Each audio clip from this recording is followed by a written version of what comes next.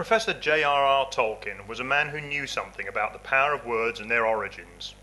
Oscar, an Anglo-Saxon word, means spear of God. It has been found.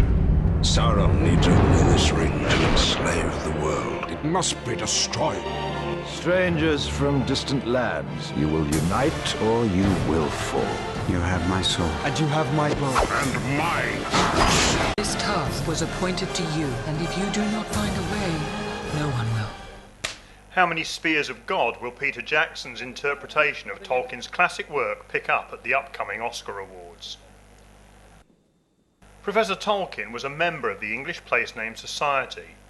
We know he drew heavily on Anglo-Saxon and Celtic languages for the names of places and characters in his writing.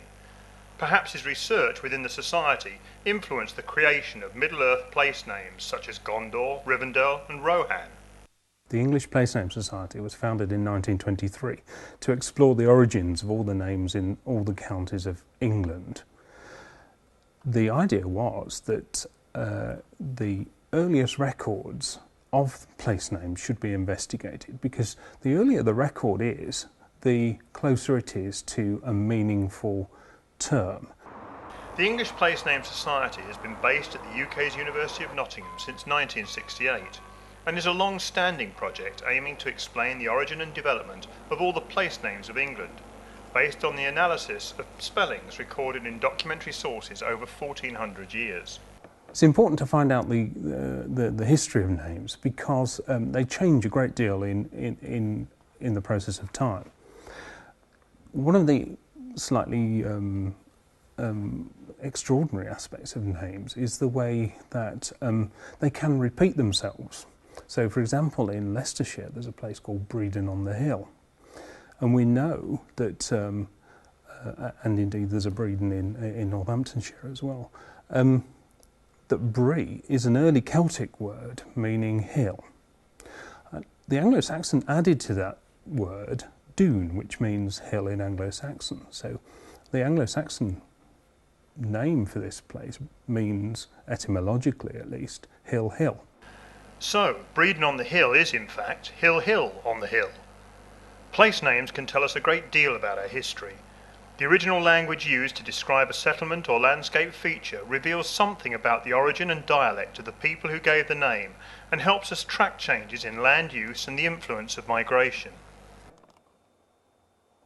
Right, well, if we just look at this small section of the Trent Valley to the east of Nottingham, the thing that dominates the map here is the Celtic named river, the River Trent.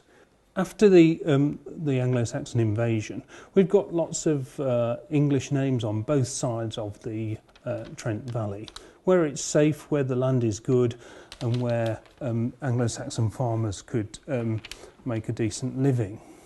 There's a few ford names, so Shelford and East Bridgeford and West Bridgeford and so on. We've got all those names which are important for the crossing of the Trent. Now, the only safe place to live in the Trent Valley is Hoveringham. That's an English name, and it means place on a ridge in the Trent. So it's safer to live here than anywhere else, because it's higher up than anywhere else in this valley. And actually in the Trent Valley, we've got several Scandinavian names. Bleasby, that's the farm of a man called Blazy. Caythorpe, the farm of a man called Catty.